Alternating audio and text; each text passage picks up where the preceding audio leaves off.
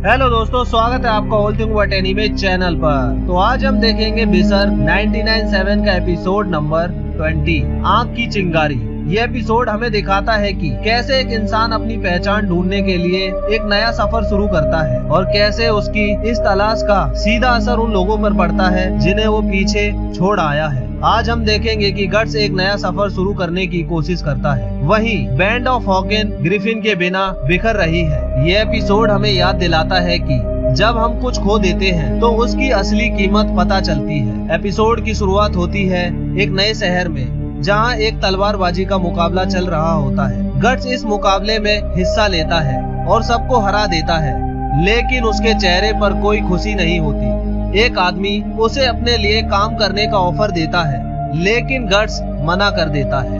यही सीन हमें दिखाता है कि गट्स अब किसी और के लिए नहीं लड़ रहा, वो अपनी तलवार सिर्फ इसीलिए चला रहा है क्योंकि उसे यही आता है।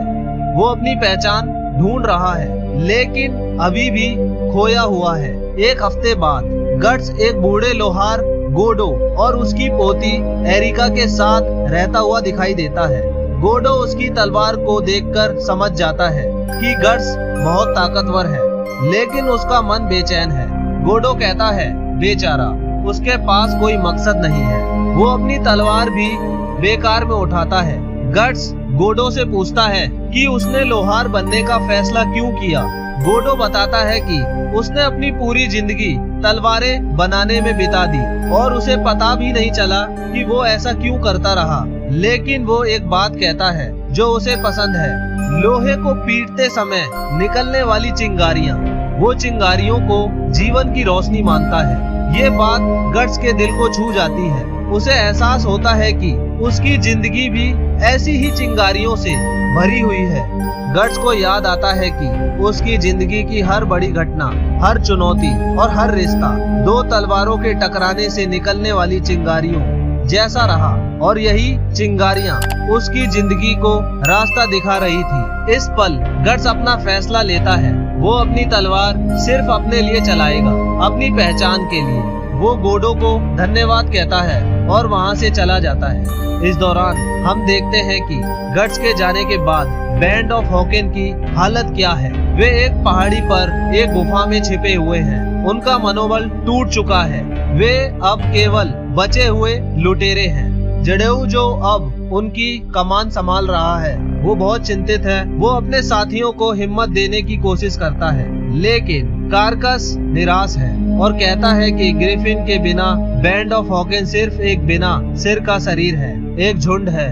जडेऊ को खबर मिलती है कि ग्रिफिन जिंदा है और उसे विंडम के सबसे पुराने किले में बंद किया गया है, लेकिन हालत इतनी खराब है कि वो अब इंसान जैसा नहीं रहा। जडेऊ और कास्का और बाकी सभी जानते हैं कि ग्रिफिन को बचाना लगभग नामुमकिन है, लेकिन वे हार नहीं मानते। वे उसे वापस लाने के लिए एक आखिरी कोशिश करने की योजना बनाते हैं। जडेऊ, जो अब सबका सहारा है, कास्का से कहता है कि उसे हिम्मत नहीं हारनी चाहिए। वो कास्का से पूछता है कि अगर ग्रिफिन अब जिंदा नहीं है तो तुम यहाँ क्यों हो। कास्का इसका कोई जवाब नहीं दे पाता। कारकस, लेकिन उसके मन में भी उम्मीद है कि छोटी सी किरण बाकी है।